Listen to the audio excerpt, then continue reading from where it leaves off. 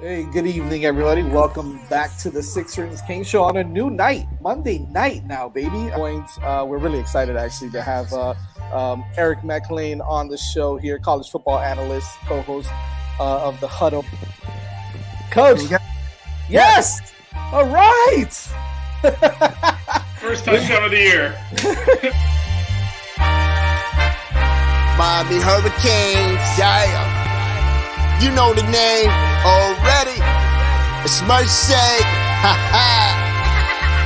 It's a six-ring Kane show. Can't forget the name though. Got Jazz, Blue, Vision, DJ, break the game code. Ain't no changing them, ain't no breaking them. Real Portland live from the Hard Rock Stadium. Ball 14 for the orange and green. We see the six-ring champs. It's more than a dream. This is life on the field. Beyond 100 yards, a hurricane that's never still put a damage to your squad. What's wrong with us? Seriously. What's wrong with us? We're Miami Hurricanes fans. Welcome to the Six Rings Kane Show, a show dedicated to Miami Hurricane sports, featuring the legendary Larry Bluestein, Jazz Santana, Vish, and Danny Gillette. Let's go Canes. Yes, sir. Welcome back, everybody. Happy Monday. What's going on, guys? Well, I mean, we'll have to try and fill content. Aside from everything. Yeah, nothing at all happened over the weekend, so, we'll just have to slog through, try to make something up to talk about. Whew, unbelievable stuff. Obviously, got here DJ, Vish, Larry Bluestein, myself, and we're excited. I'm excited to talk about a lot of stuff today because we obviously have the spring preview, spring game, spring game review. Some big time recruiting news, and of course, some coaching news as well. So, we'll have a lot to talk about today. We definitely want to kind of get it all in. So, but before we do that, we might want to give a shout out to Prize Picks, our sponsor, before we forget, because unbelievable. That would never happen, Jazz. What are you talking about?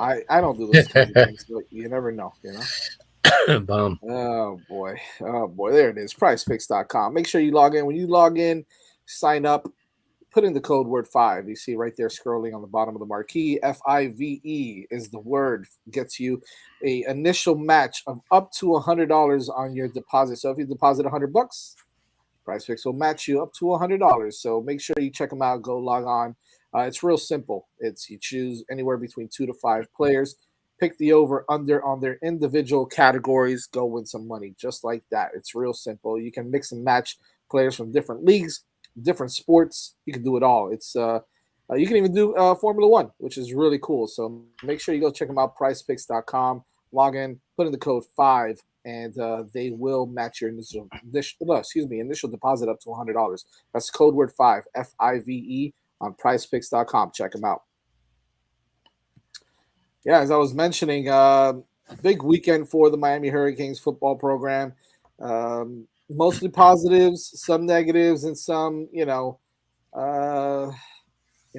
hate to see the departure of this specific guy who has moved on to coach at another program. But I think there's actually a positive to that. I don't know if I'm necessarily too concerned or too worried about it. I mean, most of you already know it's DVD who has decided to go coach cornerbacks, replacing Corey Bell over at FIU. So obviously very happy for him because I think it's well deserved, and I think it's a perfect landing spot for a guy like him, still cutting his teeth, but doing some really good things in the recruiting trail and helping these cornerbacks out. So we'll get to that in a little bit. But first, I think that we got to dive into it because we got so much to cover when it comes to the spring football. Spring game was this Friday night, at Drive Pink Stadium.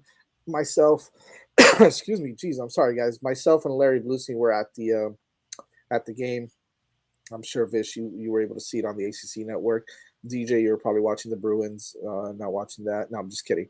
Actually, you know what? The Bruins start tonight, so you can't even insult me, right, Jazz? That's how you can tell it's oh, those Bruins, geez, yeah. I mean, look, there's a lot to talk about, good and bad, and I definitely want to go over. What we're gonna do is we're gonna kind of make it simple. We're gonna go position by position.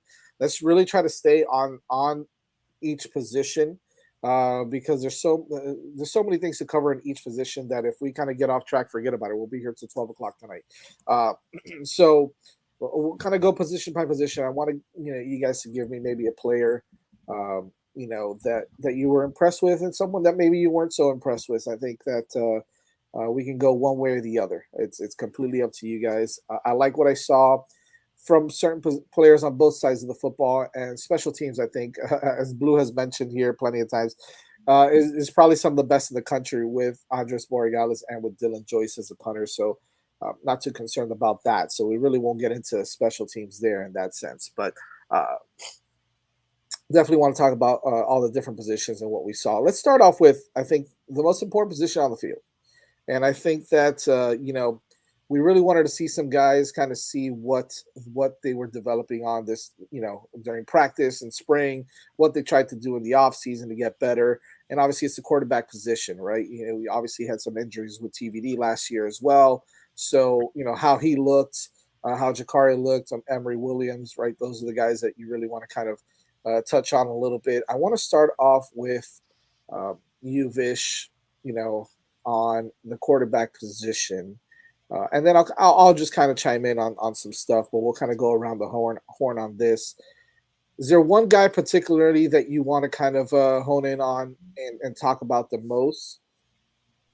Yeah, I mean, just real quick, TVD was obviously TVD. I mean, he had some misses, but he showed that ability that we kind of already knew he had, that he got hurt last year and kind of did not have the ability to show early in the year, so it was good to see that. But I do want to talk about Jakari Brown, because if you look at his skill set and you get into a game where the quarterback can't really run, I don't know what people were expecting to see there, but I think there's a bit of an overreaction to his performance. He's not a straight drop back passer you're going to want to throw 50 times a game.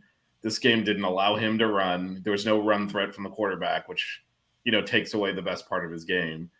And so I expected him to kind of struggle a little bit, because this is not the game for him.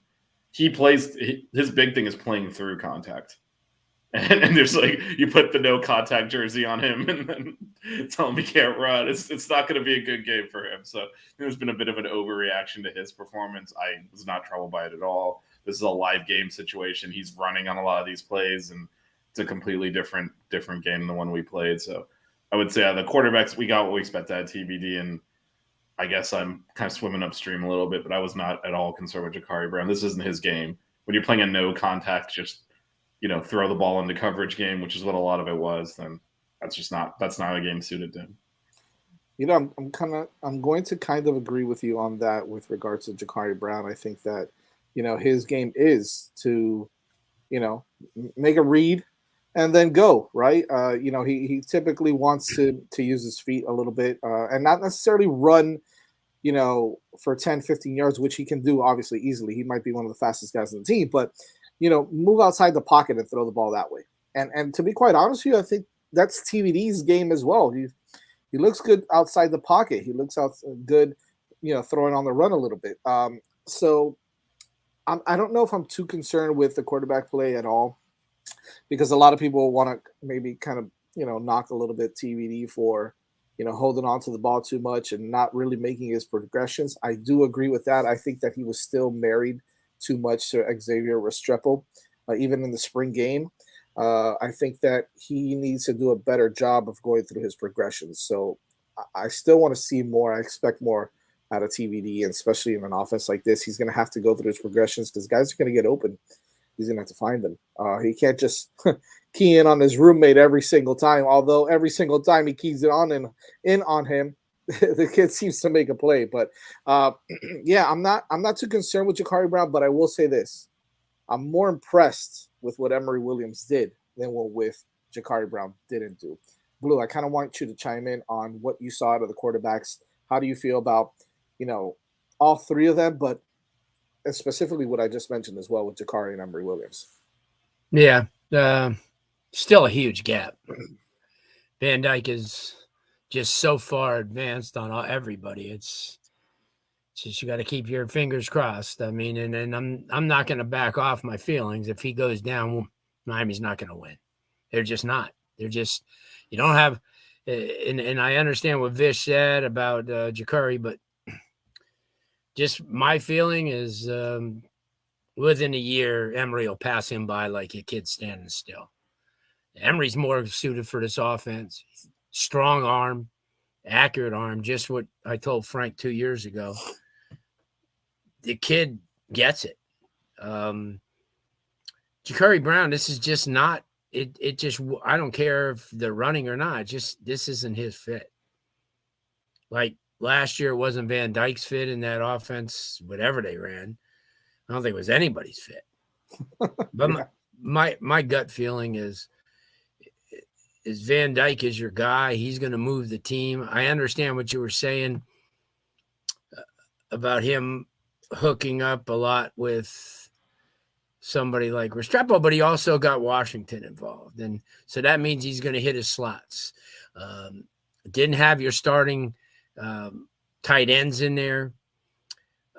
So obviously that's an element. If you look at Dawson's offense, and I was watching 4 games last week of Houston, his tight ends were targeted 11 times in one game. So he's going to utilize that. I take back everything I said bad about Jacoby George, because I'll tell you what, he could be the guy that they thought he would be.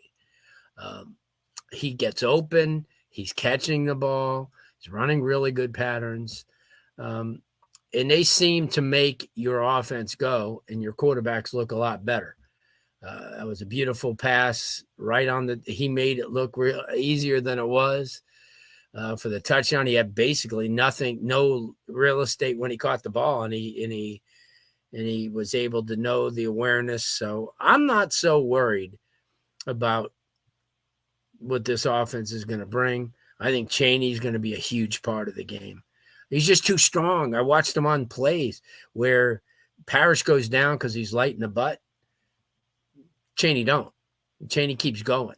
And he's going to wear linebackers down. He's ultimately going to wear safeties down. So that 1-2 punch with those two guys, I think are going to be pretty good. Offensive line is, I think right now, the strongest part of that team. Jesus, I was impressed for everybody. Not just Cohen and Lee, who obviously and Cohen got banged up early on, but everybody that's taking part in that offense. I watched them. Nelson's huge. They got size. Last year, you kind of question. You go, oh my gosh, this isn't a very big team. But on the overall, I just think Van Dyke is. You got to just make sure and hope that. And you got to teach him how to get down. If they're blitzing him and forcing him, don't let anybody get any clean shots on him, because he doesn't. We don't need that. I mean, I just think that's where we're at with him. Just like any team that has a clear-cut number one, he is the clear-cut number one, and he gives you the best chance to win games, not just the Miami of Ohio's, but win games against a Clemson or North Carolina, because he's that good. Yeah, hold on. Hope I didn't offend anybody with Ja'Cory Brown, but you got to call it what it is. And I've seen him 3 times now. That's why we have this show, man. No wait, yeah. Average Canes fan in the house. That's probably Lex. Well, obviously it's Lex or AO, but And I didn't realize they share a keyboard. Like you gotta declare yourself here. Yeah, declare yourself, Average Canes. Who are you? Who are you? Which one are you? No, it's anonymous crap. Oh man! Shout out to Max and Pimp Down, Fish Fan Miami, everybody that's in the chat right now. We'll definitely we're gonna talk recruiting we'll get to after this section. Yeah, and we'll get to running backs and all. As a matter of fact, I think that's probably the next position that we kind of want to get. There it is. Lex is in the house. What up, Lex? Big Daddy Lex. Lex almost ended us all in Houston, but good to see you, buddy. Yeah. Anyway, yeah, we'll save that for off air, but for sure. Shout out to Average Canes fans over there on the Flow Show, on the Miami Media Flow channel, man. They are fun to watch. They had a show earlier today at 5:30. They usually go on Monday afternoons at 5:30, so check them out. Yeah, so DJ, I want to get your take on this, right? The running back situation. Blue chimed in on it a little bit, talking about, Don Chaney and how well he looked, how good he looked really on Friday. He really did look really nice, running in between the tackles, but also getting out on some passes, on passing plays, catching the ball out of the backfield. Looks strong, looked healthy, and as Pimp said, looked like he was testing that knee out a little bit, right? Kind of going for it.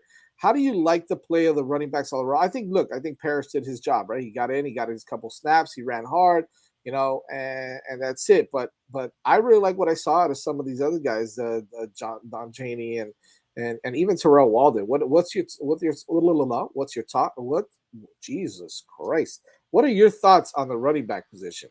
Good Lord.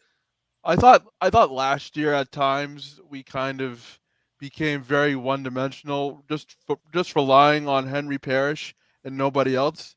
This year, if Chaney can stay healthy, if Walden can show the spark that he had on Friday, and if Parrish can continue to do his thing, I love the way the backfield shapes up. And you mentioned, Chaney catching some passes out of the backfield. That was an element of the offense that I really thought was missing last year that I really hope we see this year, because in case the quarterback struggles, in case the offensive line struggles, the running back catching out of the backfield is a nice safety valve. And if they can make that a part of their offense in addition to what they already have in terms of the wide receivers and the tight ends, I like that. So overall, I think the running back room looks strong on Friday, and I just hope everybody stays healthy, because we've talked about this before. This could be perhaps one of the best running back rooms in the country in short order. And, we got a little taste of it on Friday, and I'd love to see it, really play out when the games matter.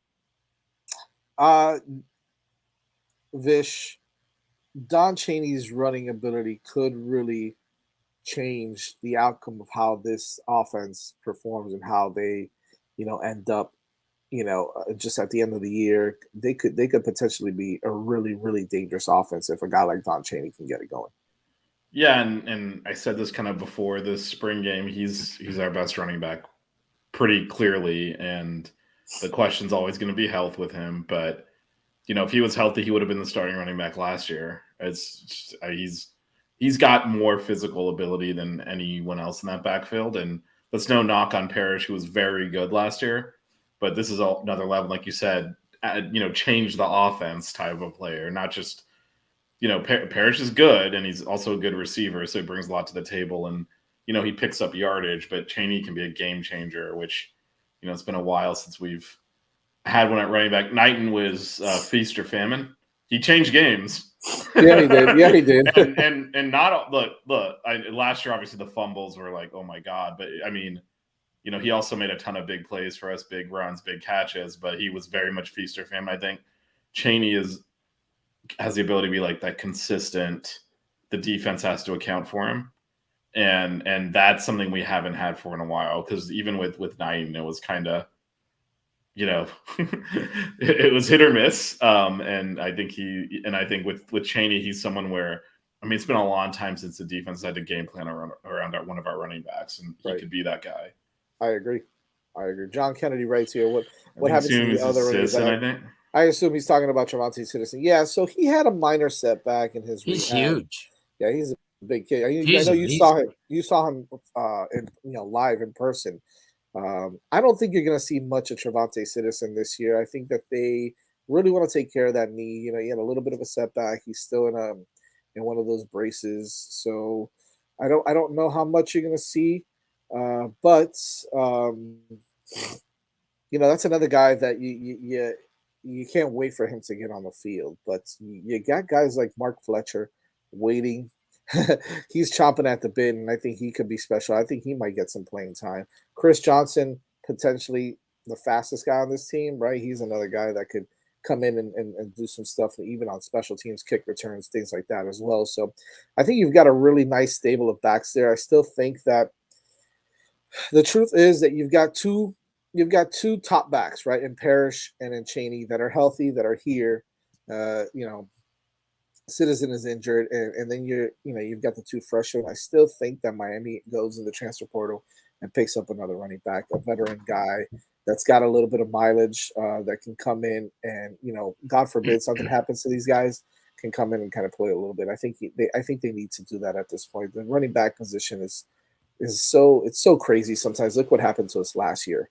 So I think that overall, I think the running backs are going to be good. I think they're going to be a big time weapon in this offense for Coach Dawson. So I'm looking forward to that. But I the saw truth is, Fletcher the other night.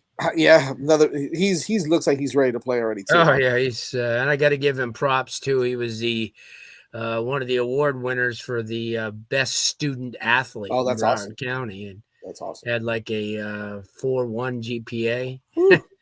So we got to give Mine him was his a props. 4. Mine had a 4 and a 1 in it also.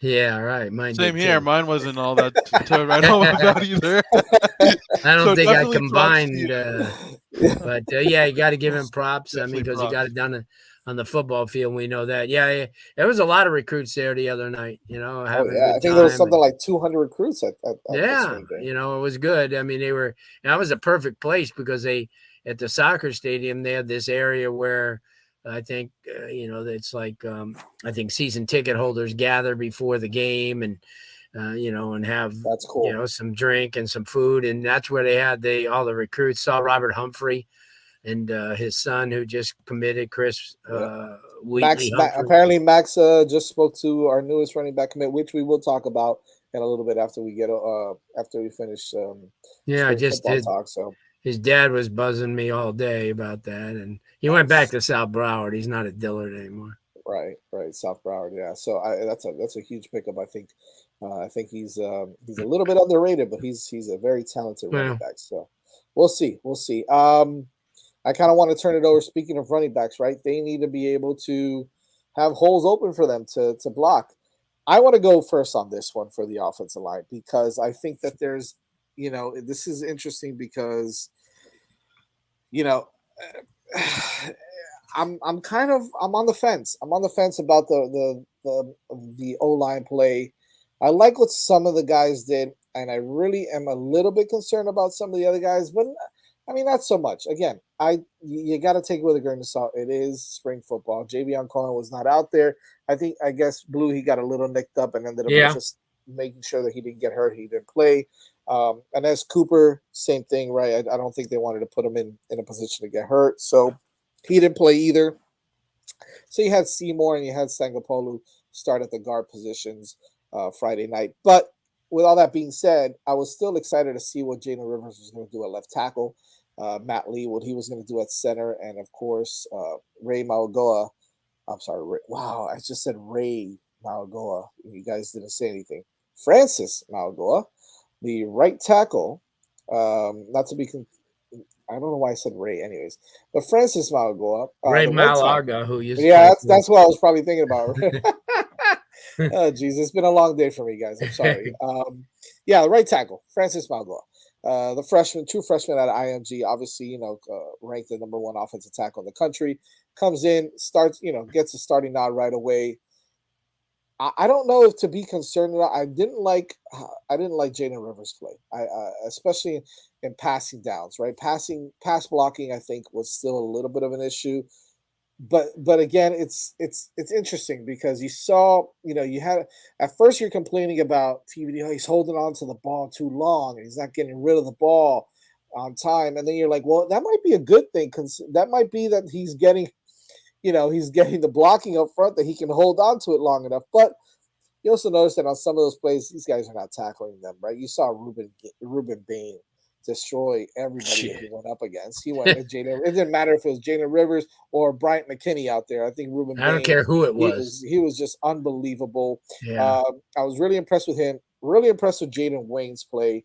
So it's and I don't want to go off on a tangent about defensive ends because we'll get there, but it was a little bit concerning to see pass protection more than run protection. The run blocking schemes, I think they did okay. I think we ran the ball really nicely.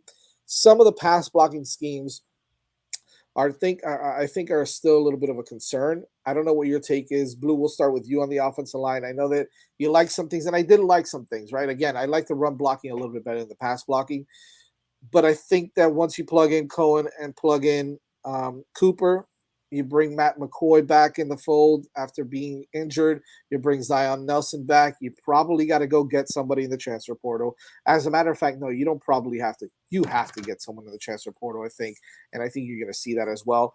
But I'm going to give them the benefit of the doubt right now because they're still learning the offense. But I was a little bit concerned about the way that the defensive ends got after it. You are concerned at the way the defensive ends took advantage of the offensive line, you mean, or just Yes. Oh, Yeah. well, let me tell you something. Like you just said, you could put anybody on that offensive line, and you're not going to stop Bain. I mean, even Mario made a point of that in the press conference. He says it's just what we saw in high school, and the kid's just carrying it right over. He says he says he was one of the most dominant high school football players in the nation last year. So you wouldn't expect anything different. And you're not going to be able to put guys who are borderline offensive linemen. I don't care if they're 10-year seniors. You just can't. He's just a man child. His technique. In fact, I was at IMG over the weekend talking to a couple of their coaches. They talked about the game when Central played against IMG and how Ruben gave Mauagoa fits, and all game he would. In fact, they had to switch Mauagoa to the other side. It's just because Ruben Bain's first step, and then he bull rushes like nobody else. And I'm telling you guys, you've got another Warren Sapp on your hands, is what you got. You really do. I mean, So are you concerned with maybe? No, I'm not concerned with Jalen Rivers. Jalen Rivers. No, I'm not. Feel he didn't look great. He didn't look great to me. Yeah, but you also said they didn't really have the start. How much is this offensive starting line played together? Yeah. Not very much. And that makes a difference because there's a lot of things that you could do to neutralize. And you'll see, I mean, when Miami plays a Clemson or when Miami plays a North Carolina or FSU, they're going to neutralize guys like Bain because of the fact that they've got the dudes up front who communicate, who played together. See, individually, I don't care what anybody says. Your offensive line can't revolve around one guy. You just can't. It's a team. It's a team up front. Guys do different things like stunning. They open the path up. They try to outthink. That's why you have a coach like Mirabal, because he's been around it. It's not. See, people think that you get offensive linemen and just get them in shape and teach them a few things technically, but no, you've got to be into the game just like a defensive back coach or anybody like that, because the defensive line is always presenting problems. So you have to adjust to it. You got to watch the pictures and the film and say, okay, this kid, when he puts his arm this way, he's coming that way. And you've got to identify things. And I don't think you could do that just from a spring game. I'm not worried because you got athletes. And as you mentioned, Miami's going to pick up another offensive lineman. We'll probably go a fifth-year senior, a fourth-year senior, a guy that's been around, a guy that you can plug in and play. So you don't have to, utilize these guys and make them do things that, you really shouldn't have to do when you're an upper-tier team. But I'm telling you, I came away impressed with the trenches only because of the fact that when you look, Leonard Taylor wasn't there. They had a ton of guys that didn't play. I saw them before the game. They're all in, their jerseys, and they're walking around. And I wasn't, when Javion Cohen went down, but you know what? He's putting in a lot of work. Like Mario Cristobal said in the post game, Cohen has put in a lot of work since he's got here. He's at the point where he knows and what he's doing, he's taking on another responsibility as a leader. And for a guy who wasn't here and doesn't know the Jalen Rivers and he doesn't know, all those guys, that's a lot to ask because, he's been around, but he hasn't been around here. And so that's what's going to take. And, during the summer, all those individual groups are going to get together because you have your leader now, so he's going to call, so-and-so, say, hey, well, let's meet up there. Let's run some drills. And that's what's going to happen. And that's what didn't happen last year. You didn't have enough leadership up front for that to happen, especially on the offensive line. I was it was night and day. I was so dramatically impressed from last year to this year, just at the communication, just at the guys that they understood things. And the average person doesn't look at it like we do, because when we watch a game, we watch the integral parts and we watch things behind the scenes. We don't just watch if he misses a block or he makes a block. We watch, why did he miss that block? Well, mainly because it wasn't his assignment and he tried to get over there, so, and that's one of the things that with Mirabal, and I talked to him before the game, and he's so pleasantly surprised with what they have on that offensive line. He says, and he knows what he had last year, and he knew what he had to work with. So to answer your question, I think I'm not worried. I'm not worried on the offensive line. You got capable guys that are making major strides. I saw McLaughlin. He's huge, as backups. I mean, to me, the depth is the most important part because, I mean, you don't want to be in a situation where where you have your front five, and then after that, what?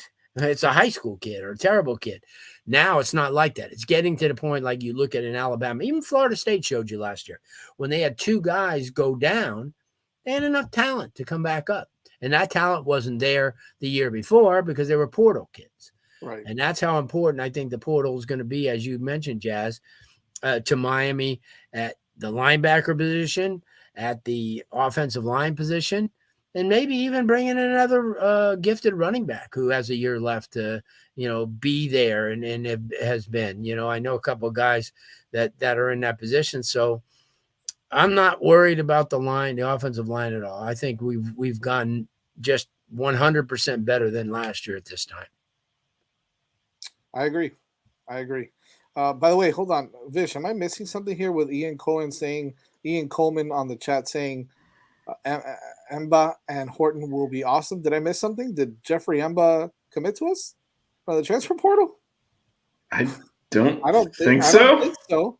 But the guys they will be awesome. Well, I'm sure Emba will be awesome. Horton will be awesome for the Canes. I don't know if Emba will be awesome for the Canes, but well, we'll talk recruiting. There's actual. I just had to throw that out there. But look, he also did mention Kinsler and Frankie Tinnerlau are coming in, but those are still young guys. I like Kinsler. I think Kinsler is a dog, and I like Tinnerlau as well. But those guys still need to develop, so they will add some depth. But you need to bring in, you need to have some of the veterans there in that position. What I want to get to now, because I think it's we'll kind of tie them all in together. But this is the position that we were all talking about, wanted to see a lot of improvement, see if they kind of stand out, if they make some plays, if they, all this talk about picking up guys from the transfer portal because we don't have enough playmakers is the wide receiver position, right? And I think that we all came away pretty impressed with how the wide receivers played. I want to get your thoughts, DJ. I want to start off with you on one guy that you saw that really stood out to you and that you were impressed with. Colby Young. I thought Colby Young looked pretty good on Friday. And I know he was a big part of what Miami did last season, especially towards the middle part of the season. So it was good to see him kind of pick up where he left off, so to speak. And, I think if everybody stays healthy, and this was our problem last year at the wide receiver position, if everybody stays healthy, they could have a very, capable unit. You had, Ray Joseph, with that second half touchdown and showing off his speed. And, I think we're a lot better now than where we were at this point last year at the wide receiver position. I think if, let's hope this doesn't happen, but hypothetically, if somebody like a Restrepo went down, I don't think we would have the same struggles this year like we did last year. So I think the depth is much improved, and guys like Young, you're looking for him to continue to take that next step and, put it all together for the entirety of the season. And then you have somebody like Joseph, who's obviously younger, just coming into the program, but who looks to be, a playmaker and, add depth to a unit that has desperately needed some over the past couple seasons. How about you, Vish? Who's someone? What's a wide receiver that stood out for you, man? Yeah, I liked what Jacoby George brought to the table in that spring game. I mean, I think you and I have kind of been a fan of his already and wanted to see him get more targets and felt like there was more ability there. And, it's been, I think, inconsistent for a lot of players last year with the injuries and the offense being what it was. The one thing with TVD, and we saw this 2 years ago, is he has his guys that he likes to throw to. And it was Harley and Rambo 2 years ago, and he would that's where the ball was going. And last year, it started as Restrepo, then he got hurt, and then it was Colby Young, and then TVD got hurt. So I wouldn't be surprised if we see those two, really get a lot of targets this year, because TVD kind of has the guys he's comfortable with that he likes to lean on. And those are two guys he's already done that in spurts in the past. So those two, I think, will, get a lot of targets their way. But then I think George is the most talented receiver on the team, and he flashed some of that in the spring game, which was good to see.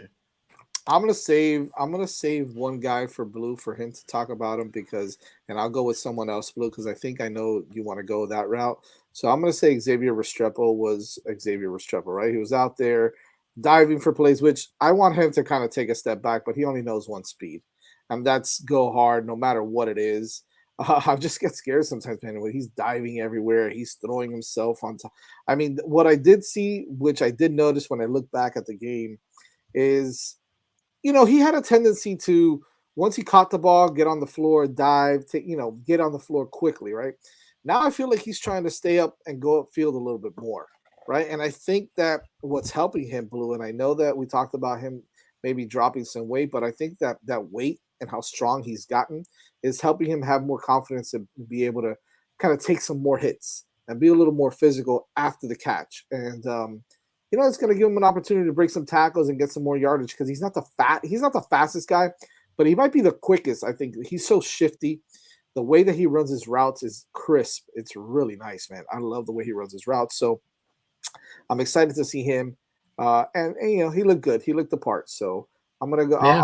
I'll take X, but I want to give the floor to you on the guy that you saw that kind of stood out to you. Well, I'm gonna stay right with Jacoby George because I watched him and I thought you were gonna go Ray on me, man. No, Ray looked good too. He looked good. Ray did mop up. He didn't really when they were one-on-ones. When he came in against the ones, there wasn't much he was doing. But my thing was on Jacoby because I've been so highly critical of him, and I've made no bones about it. And I even told Steve Davis's former coach at Plantation last year after the spring game, I said, you know what, that he's regressed. And I'll tell you, I give him props. He stood out when he needed to, when it was one-on-ones. Yeah, he and Porter. I'll give Porter credit too, because Porter had a tough day because he was going against some really, really good receivers. And even on the one that that George caught in the corner, he was right on him. So he was tested. And I could talk about Ray, but he really did it he didn't do it against like the ones. But they're not pairing him with the ones yet, but that'll come. But he did it against good company. He's so fast. And I think Robbie Washington's going to be kind of a clone of him too. Miami's, the only thing Miami lacks is experience. And I agree with you guys about Kobe Young too. DJ, you brought up Kobe Young, very physical. He walked by us before the game. And I go, damn, he looks like an NFL type of receiver now. I mean, he's thick and he didn't walk by the weight room without going in. Let's just put it that way. He utilized that entire, and even when you talk about Borregales, he gave a lot of credit to Coach Fell. Because I think what Coach Fell does is he gets you in there and challenges you and makes it kind of fun, and gets on. He's like off the wall type of guy. So I think so much has changed. I mean, people don't realize how bad this team was last year in basically every facet except for kicking and punting. I mean, quarterback, we had a new cast of characters every week, whereas Jake Garcia or Jacurri Brown, especially after TVD went down, we never had a receiver that did, something every single game. Kobe, even at the end of the year, started dropping crucial passes. So tight end wise, you didn't have anybody. Arroyo's been on the bench. Mammarelli has been banged up, so your experience now becomes. Yeah, but I think Skinner and Williams did some nice things. Yeah, no, Skinner's going to be really good.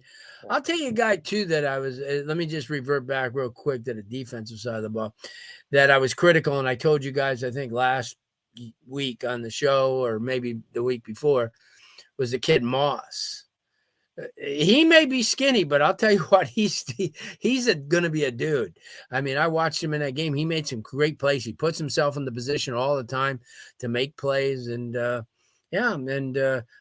was talking to one of the coaches before the game, and they go, well, he's trying to put on weight. I mean, he's doubling up on everything. When they go in for their meals, they're making sure he gets a lot of good fats in his system. But at that age, you're just spinning it off. And but it's going to catch up to him. And I'll tell you, when it does, I think he's one of the most instinctive young dudes on the team. He really is, because you watch him. Now, I didn't get a chance in the scrimmage the first time when I went down there to, other than he was standing on the sideline or not. But in the scrimmage the game the other night, when he was in, he was always around the ball. He was always, every play. And I said, I give him a pass on being, rail thin, because he weighs like 24, and he's still skinny. There's a guy like that could be in the 240 range. And I'll tell you, that's the one thing that I noticed. The whole entire team, even Borregales, has gotten bigger. That weight, it makes a difference if you have a great weight training program. For years, Nebraska's offensive lines they set standards because they were just beasts in the weight room. And I think everybody found out the success of your program, whether it be performance or staying healthy, revolves around that weight room. Absolutely. Just to touch on it really quick. Yeah. Riley Williams and Jaleel Skinner both played well, and it looks like they're going to have some opportunities to make some plays. We saw Riley Williams with a nice touchdown catch, at the end. It should have been a touchdown. They marked him at the 1 because of the touch rule, whatever. But both showed some promise. So I think that the tight end position is going to be nice for a couple of years to come. So we're excited there. But yeah, look, you're talking about defensive ends already and the defensive line. So let's kind of just finish off with that. Aside from, obviously, we spoke about Ruben Bain a lot. There really isn't much more to say about Ruben Bain. He was absolutely unbelievable, electric. He probably could have had 6 or 7 sacks if they let him, but he was around the football all day long, around the quarterback all night. It was unbelievable. Cyrus Moss, yeah, you're right, Blue. He looked really damn good. He was. I was so impressed with his agility. There was one play where he got off the line and knew he wasn't going to get to the quarterback because they were going to throw that little, little screen pass that they throw. And he just turned around and jetted towards the wide receiver and was there and was able to help make the play and tackle the guy I think the wide receiver ended up dropping the ball or whatnot, but he was still there to make the tackle. He looked really, really good. And I think that at this point, he still needs to put on some muscle to be able to be in on running downs, because that's what's going to happen, right? When they get into 3rd and shorts or 3rd and 5, 3rd and 6, what they're going to do is they're going to just try to run it down his throat. And I get that. So if you put that guy in pass rushing situations where you have him on one side and then you throw, you throw him on one side with whoever, Nigel Leak, and then you put Mesidor on the other side, kick Bain on the. It's going to be dangerous because you got Mesidor. Obviously, didn't play a lot. He played a few snaps and he was out. For obvious reasons. Nigel Leak looked pretty good. Jaden Wayne looked really nice on the line as an edge rusher. Vish, your thoughts on? I won't talk too much about the defensive tackles because I know I wanted to see more from the defensive tackles, but nobody freaking played. It was Thomas Gore and Ahmad Moten and then Lichtenstein. And I think it was about like half an hour to an hour before the game where we got the list of non-participants. Yeah. Well, at this point, doesn't matter. We're going to be starting players that aren't going to see the field except maybe against Bethune-Cookman. So it was kind of hard to judge up the middle. Moten did good, the little stat. Actually, Gore didn't look bad either. Moten did they looked okay, but these are not your starting or even really your 2 deep. Moten might crack the 2 deep. Yeah, he will. He's talented. Yeah. But he reminds me of Taraz McRae that they used to have. Oh man, there's a pull. Low center for a gravity guy. And so, Vish, what do you think of the defensive line? Period. Yeah, I thought it was encouraging. I thought there was a lot of penetration there. I wonder, it's so hard to evaluate a lot of this because they can't hit the quarterback. So, so you can't really actually see how the play is finished because Blue mentioned earlier a lot of the one-on-one blocking.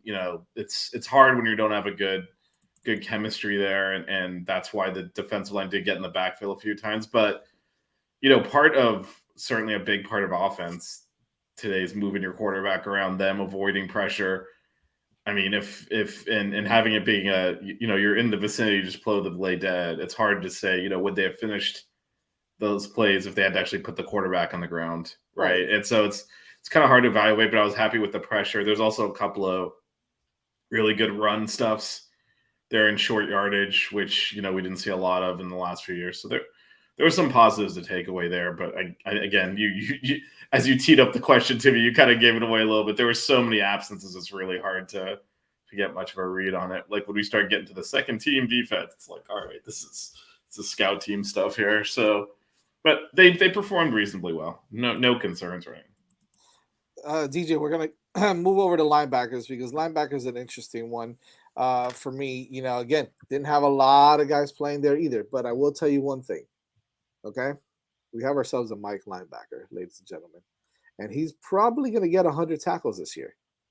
Kiko Mauigoa was all over the place. It's all over the ball all the time.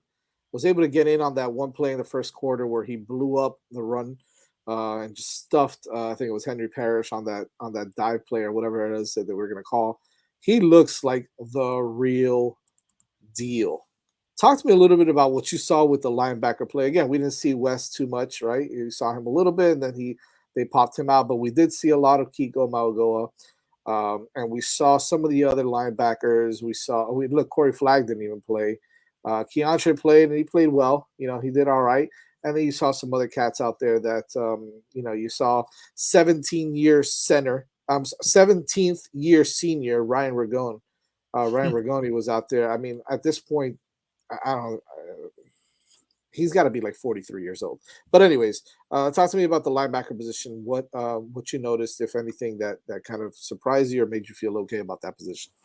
Mauigoa, I mean, you just hit the nail on the head. I mean, he is going to be a very, very good player. And one of the key traits of a good linebacker is how quickly he gets to the football. Those instincts that we were just talking about with, Cyrus Moss. Like, how often are they around a play? Are they involved in the play? Do they want to get into the dirty areas of a play on top of the pile? That type of physicality, that type of aggressiveness in Mauigoa. I mean, man, like, I know I was supposed to be watching all these other players at linebacker, but he just absolutely popped off the screen. I think Miami has a very special one there. And you talk about, we've talked about in previous years, do we have the personnel at linebacker? We may not have them all yet, but Mauigoa is certainly a guy that you can kind of build a position around, so to speak, because he was a lot of fun to watch. Who's another guy that surprised me a little bit? Is Rocky Shelton. At first I was like, who is this Shelton guy? And I was like, who is number 43? This little guy. He looks a little bit, he's got like that little London Fletcher look. Short, stocky guy. St. Thomas Aquinas. He was laying the boom on people on Friday night. And I was like, who is this guy? This Shelton. And I go, oh, yeah, it's the transfer from Duke, Rocky Shelton, St. Thomas guy, local kid. I was like, man, he could get some playing time on this defense. He looked really good actually. So I like what I saw from him. He's a big dude. Like as far as like he's thick. He's well built. As a linebacker, he's just short. But who cares, man? He looked good out there. I really like what I saw in Rocky. And I know you've covered Rocky in the past. You know him as well, Blue. So I like him. I think he can get an opportunity to play a little bit. Well, obviously he just adds another brilliant kid to right. Yeah, I mean, I think he's already got a degree or two and working on another one. And originally from St. Thomas Aquinas, really productive. Look back at Duke. I mean, he had that one game, I think, against Virginia 2 years ago where he had 14 tackles and recovered a fumble, and very active kid. But he was like that in high school. You get, if you make plays, I mean, if you're a playmaker, you're going to make them anywhere. And I thought you're right. He's going to see action. He's going to see plenty of action because we don't have a lot of depth at the position. So he's going to come in and, and I think the other night didn't hurt at all, because what it did is put eyes on the kids. See, they kind of know a lot of the guys that missed, time because of injury, but they haven't really watched a lot of these newcomers and, what quote unquote the live bullets going. And I think they were impressed at a lot of these kids, I who agree. stepped up and want to get an opportunity to get some playing time. I mean, we're not talking about starters, but we're talking about depth. The depth That's important on this team. Well, we've been talking about that for 5 years. Yep. There's no depth. I mean, we're getting frontline players that are average. So how can we have any depth? And then when you lose a good frontline player, what do you expect? Right. I mean, you can't, I agree. well, let's put in Joe, or, we don't even mention Jafari Harvey, who is another kid with experience. Yeah. Well, here's the thing: our front four, the people that are the guys that are going to start out of the front four. The only one that got some playing time yesterday was Mesidor, because look, LT didn't play, Harrison Hunt didn't play, and even if it's not Harrison Hunt, if it's someone else, if it's God, why am I drawing a blank on the other Harry guy? Hunt, Jared Harrison Hunt. What's the other? Anyways, and then you've got Harvey. Well, what about the kid Dean? Branson Dean? Yeah, I mean, Branson he's Dean. another one that could possibly start. So I think that And you got Chance Williams, who could get some time. Chance looked pretty good as well off the edge. So I think that we're okay. The front seven is still building some chemistry, but I think those linebackers, as soon as Chase Smith gets healthy as well, he's another kid that likes to hit people. So I think that we'll be fine at that position. Lastly, let's kind of cover the defensive backs. Look, real quick, I'll kind of say it. The safeties, again, Cam played maybe a couple of snaps, maybe 5-10 snaps, and then he was out. I don't think they wanted to risk getting him hurt either. James Williams didn't even play at all. So, it was more of the Markeith Williams had a nice game. Yeah, Markeith Williams had a nice game. Brian Balaam did all right back there as well. So you got to see those guys. The one I was most impressed with out of all of them, and again, I'll name, Devontae Brown did well. Terry Porter did well as well. I'm sorry, Daryl Porter. I'm mixing Terry Roberts and Daryl Porter. Daryl Porter Jr. did well as well in coverage. Terry Roberts did okay. But the one I was most impressed with was Jaden Harris. I think Jaden Harris had a really nice game. They put him out there against the ones, and he held plays at nickel. He's playing that nickel position. Yeah, he's playing the nickel position, which I like, but he's playing a little more safety too. What I like is his versatility, right? He's going to play a little safety. He's going to come down the box and play the nickel. I don't know if he could play the outside just yet, but he could get there. He's big enough. I think that the twitchiness and the shift, the hips are the thing that you want to see with him kind of get better. But I really like what I saw out of Jaden Harris. I think that I think that he's got a bright future here, and he looked the part. I want to get your takes, guys, on the defensive back position. We'll start with you, Vish, on the defensive backs. Anybody that you liked in particular there? Yeah, I thought Daryl Porter stood out. He was sticking. TVD dropped some balls in there that the coverage was blanket and completed anyway, which is, you always say that you can pick which side, the good defense, bad offense. I think that was good defense and good offense on some of those completions. And I agree. He didn't play a lot. I think we all, when he transferred in, thought he'd have a major role. Didn't play that much last year. I think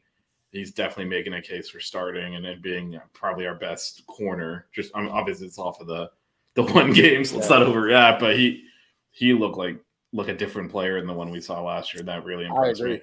I agree. You know who looked good on that one play? I don't think he did okay in coverage, right? Is Devontae Brown, but that one play where TVD threw a really nice ball to Kobe Young in the corner of the end zone, and Brown went up there and defended it really well, and it made it look kind of easy, kind of smooth.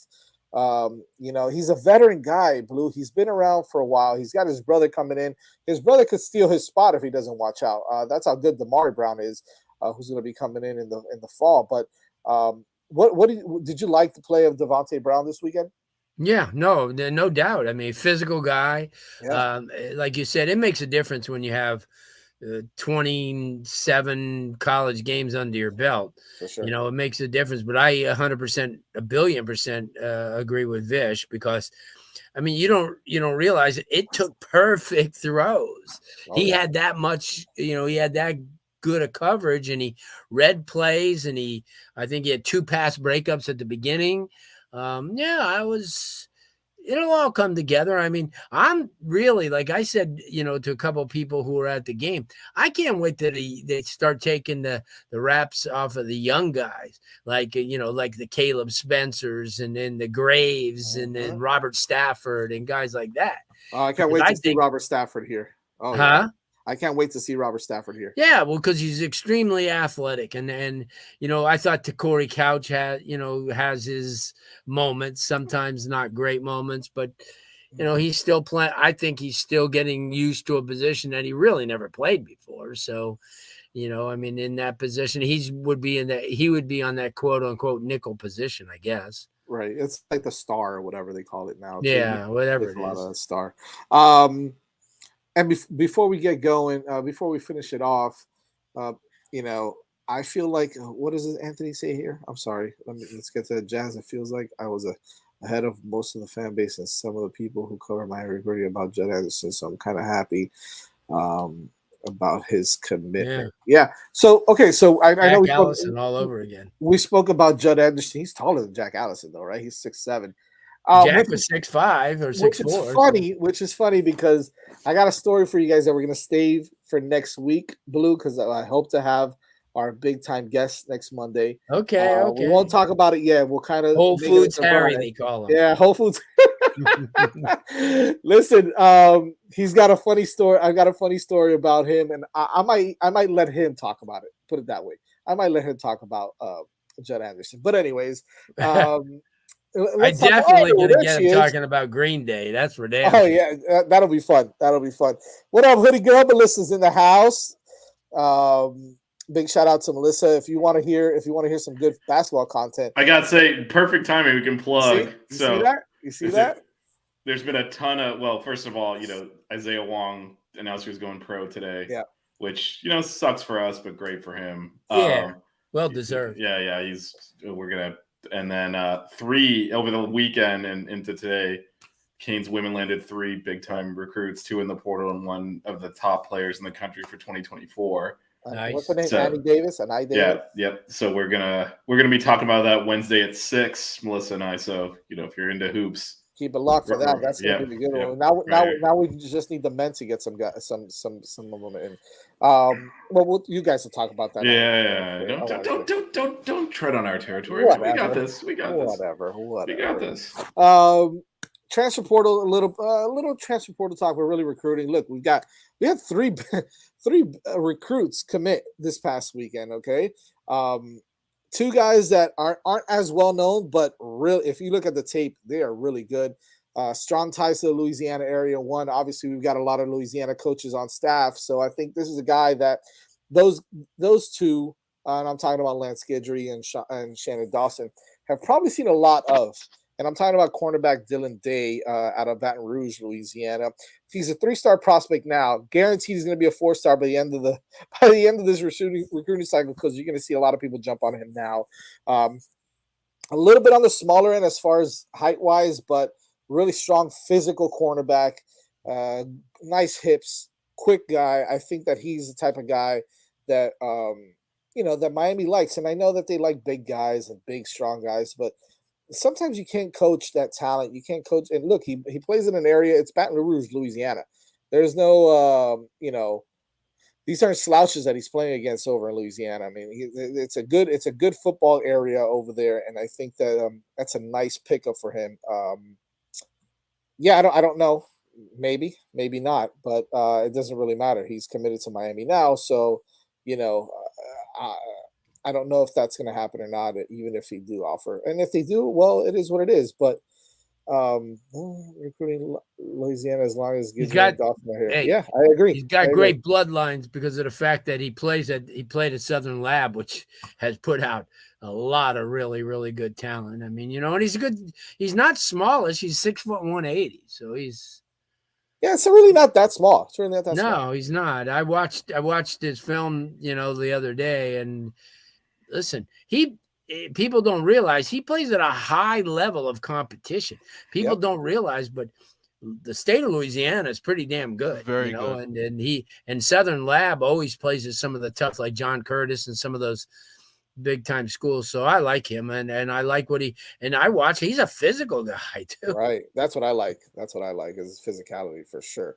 I think that's a good one there. The second guy we'll talk about was the guy that we just got today because I want to save the blue chipper for the last. But Well, just real quick on the Louisiana stuff. Not everyone wants to stay home, so like I wouldn't like. Yeah.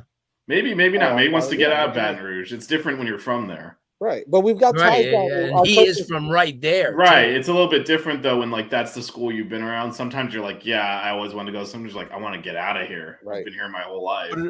But it is a hard area to recruit because of Louisiana. It really is. And I think if we can establish a base there, that would be very good because I feel like we have in the past. It's Reggie Wayne. And DJ, I think you're going to see it now. You're going to see it now because like Melissa said, Guidry and Dawson have all the because Blue knows better anyone have the ties of the high school coaches from being in the area. So that's really the way in. Absolutely. And they've got those networks. That's a nice get in Dilla Day. The second guy is I think he's a big time running back. I think he's a little underrated as well. Is Chris Wheatley Humphrey, the kid out of South Broward. He was at Dillard, moved over to South Broward.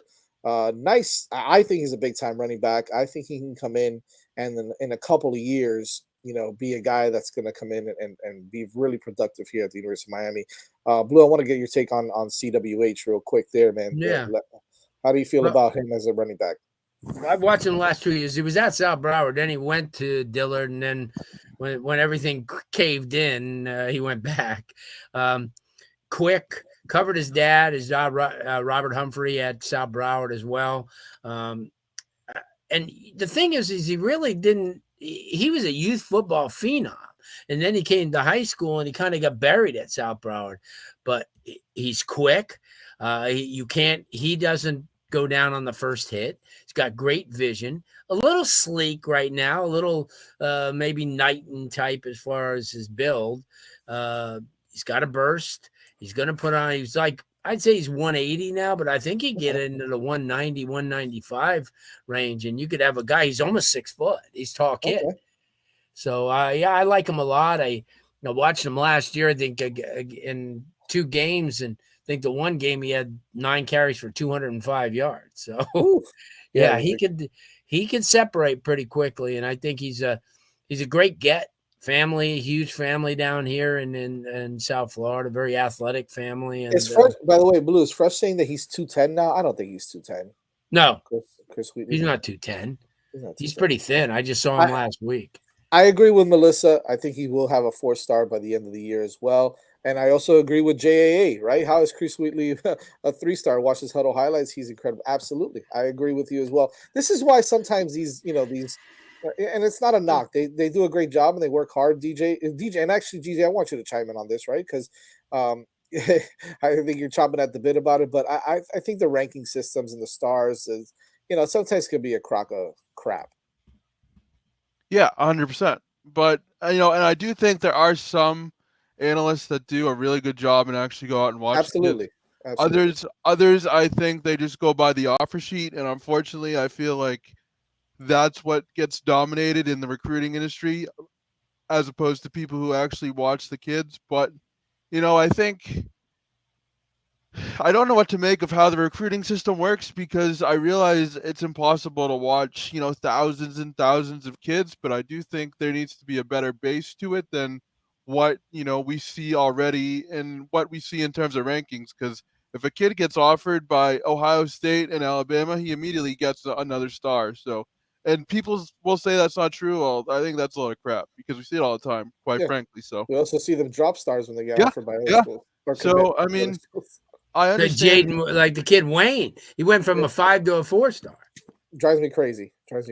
And you'll see the rankings fluctuate according to some experts every other week. The crystal balls will come in, then the ranking will dip, and then we heard some intel, and then they'll put in another crystal ball, and then the ranking will fluctuate again, and it's just crazy, man. Well, but it's because they at the end of the day, they're going to be judged on hey, we had Alabama number 1 in there in the championship game. Look how good we are. So they're playing the school more so than the individuals, which is why the individual stars are kind of crap. Yeah. They actually do the same thing in basketball. Yeah. Plug in list of my shows again. But Ken Palm does not like freeze his rankings at the end of the year. So as the NCAA tournaments go and they keep updating, and then by the Final Four, it's like, wow, the top 4 teams. Like, Of course. It's like, why don't we have a job like this? Like, why? So it's just like, it's all just to like, at the end, they want it to look a certain way. And so, and you know, they get burnt. And it's why, let's take it back to a Miami example. Early in the 2000s, we had top 5 recruiting classes. And you could watch those teams like, these players aren't that good. But because Miami was the school that if you commit to Miami, 4 or 5 stars automatically. Right. And, you know, eventually you lose that status. And now, like you said, hilariously, people like Jaden Wayne lose a star when they commit to Miami because they don't want Miami to be like number 1 in the recruiting rankings because they're worried it's not going to pan out. And as much as you can say, oh, the player development and all that, it's gonna go back onto their rank and say your rankings are bad. So they really almost reverse engineer it from where they think the teams are going to perform. And that's why you do. And then the way you have to do that is you manipulate the individuals' rankings. Right. That's why you see the Alabama and Georgia bump and the Miami subtraction. Yeah. And I've asked some of these guys, like, why is, you know, this person changing his ranking so quick? And sometimes they'll even say, we don't know. So, I mean, I have my doubts about the rankings, but, you know, at the end of the day, I think it is a good baseline to measure talent. I don't know if it's the most accurate one. So I agree. And then lastly, on the recruiting trail is our blue chip athlete of the weekend as the Canes land the big time 4-star wide receiver Chance Robinson out of St. Thomas Aquinas. Now we all kind of had an idea that he was leaning towards Miami, but he pulled the trigger, and I think that that's going to start a domino effect. He's really good friends with somebody else, with another big time wide receiver who's a 5-star. I just want to throw it out there. And I just think that those two might play together at the next level. And Chance Robinson. I mean, he's a top wide receiver in the country. He's one of the big time wide receivers in the country. I know he's a 4-star right now, but let's really talk about, I mean, he's at one of the best schools, potentially one of the highest ranks, one of the best schools in the country as well in St. Thomas this year with the load of talent that they have over there. Blue, Chance Robinson has a chance to come in and be one of those highly touted blue chip wide receiver skill position guys that could come in and really make a mark here at the University of Miami. Talk to me about his skill set a little bit, what you like about Chance. Well, I like the fact that he's an outstanding receiver that is unselfish. He blocks very, very well. He runs really good patterns. And this year, you're going to see perhaps, I mean, everybody's going to look at what he does, and they're going to go, oh, my God, Miami knew everything. This kid could have a record-setting year. First of all, you got the kid Madison out on the end at 6'4". You got Johnny Arnius, who just came in. That's another kid that Miami's looking at, James Madison, right? Yeah. 6'4", 6'3 and a half, 6'4". Then you got Johnny Arnius, who just came over from Somerset as a 25 kid, who I think is going to steal the show. He's a slot kid, 5'9", 175, 180.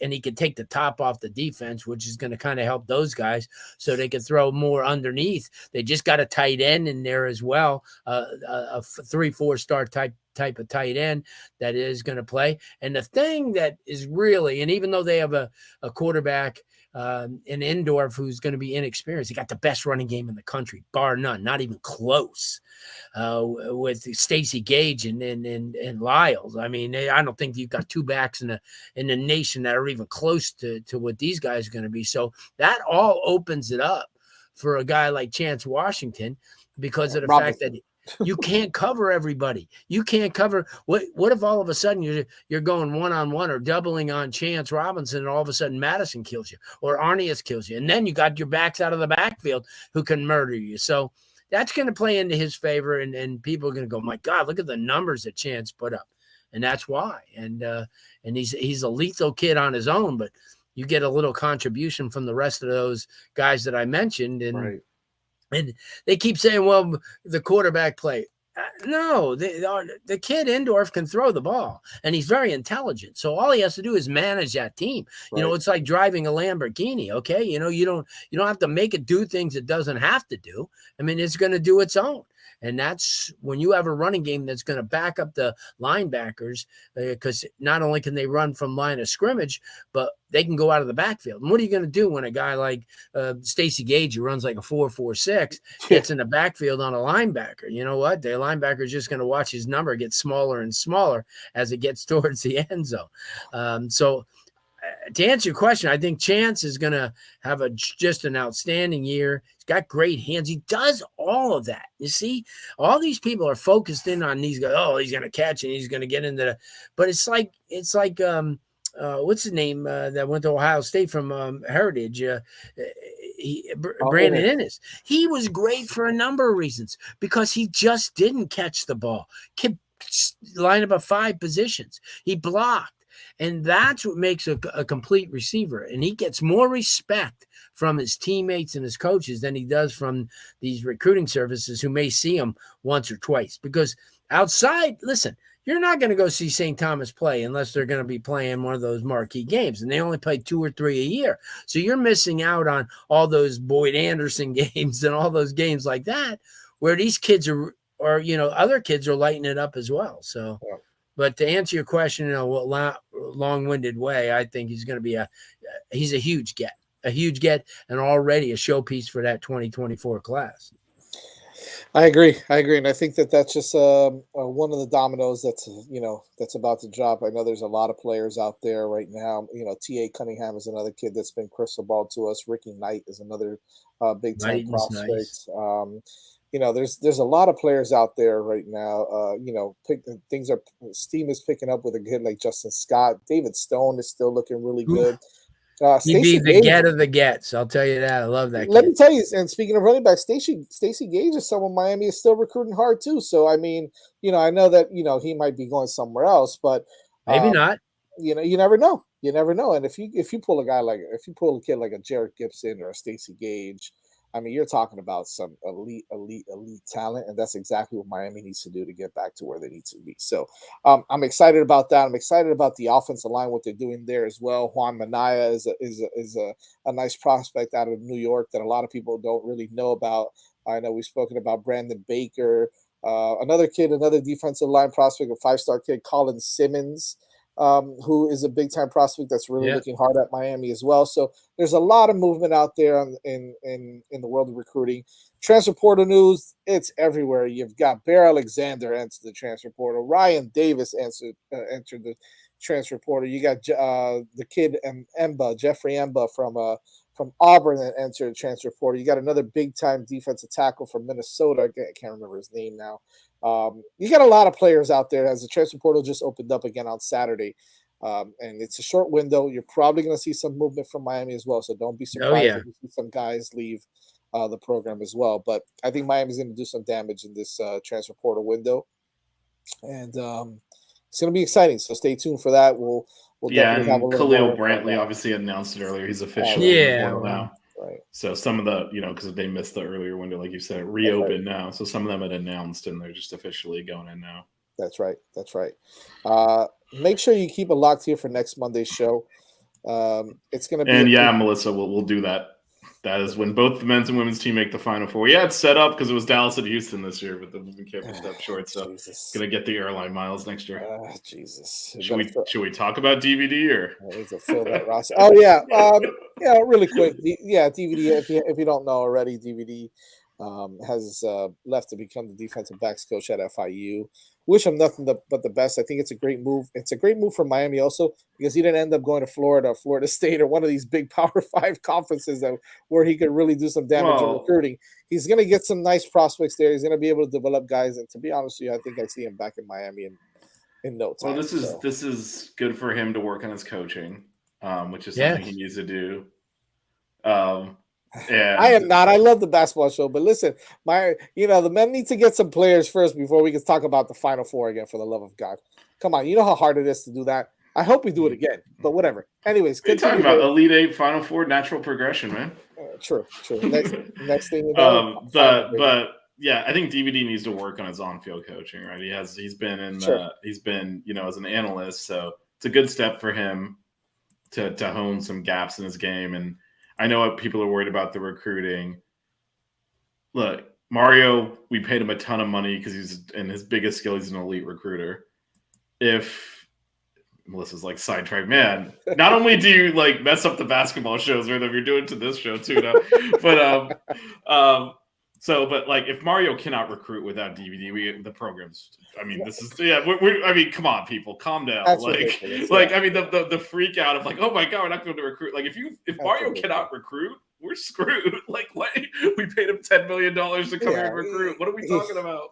Look, DVD He can recruit. It'll be fine. It'll be fine. It'll be totally fine. be fine. Yeah, he had some good relationships with some guys, and he brought in some guys. So, it was nice. It was nice, and he's done a good job, and he builds relationships. But yeah, Mario's not going to have a problem recruiting with or without DVD. I don't think that's. Yeah, no, I don't think we're going to notice much of a difference, to be honest. And that's not I to love say him. I would have DVD loved that. Yeah, that doesn't mean that DVD didn't add value, but people aren't committing to school for like an analyst, right? Thanks, Mel. I appreciate. I don't know. She didn't run that past me. I got enough shows with you. I don't need a fourth show with you on it. Got F1, baseball, and this. I don't know. Yeah, you know what? I'm gonna pass. Okay, I think it's probably too much. It's too much.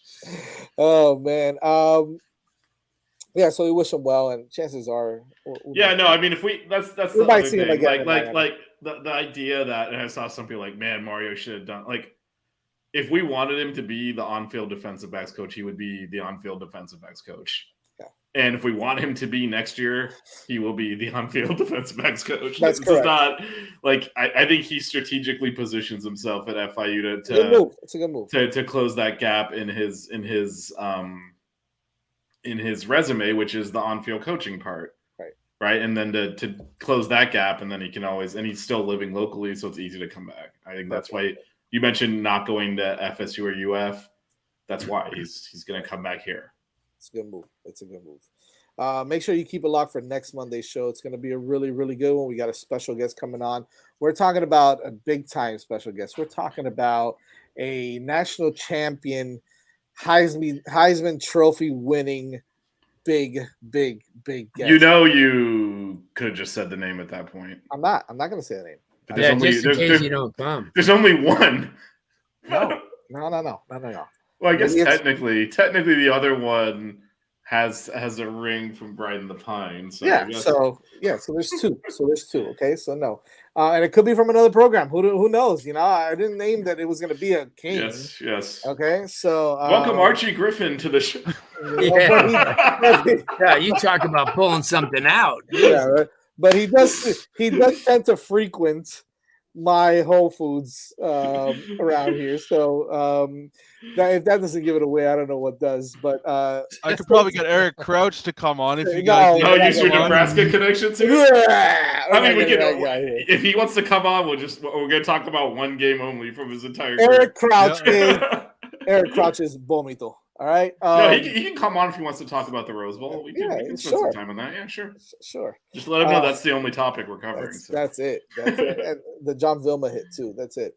That wasn't on him though, so it doesn't. It wasn't on him. No, it was. They ran. Oh yeah, it was on the running back. Those dudes, no, it was like on some slow either tight end or receiver. They tried to run a reverse with. It was that tight like end. 2 minutes up to get a run to reverse with that that slow doesn't dude. count then. They asked for it. Like, what do you call that play for at that point in the game? You're right. Again, stay tuned. Monday night, next Monday night. Fresh. If you want basketball talk, Wednesday 6 p.m. Yes. Wednesday, 6 p.m. We've got some basketball talk. Yeah. We've got F1 on Wednesday night at 8:30. I'm sorry, at 8 p.m. Yeah. But our special guest will be on next Monday, and it's a doozy, so you're not going to want to miss that one. Blue, DJ, Vish, thank you guys for coming on. It was fun, and we'll see you guys soon. Take it easy. The 6 Rig Kane Show. Yeah. The 6 Rig Kane Show. Yeah. The 6 Rings Kane Show. You know,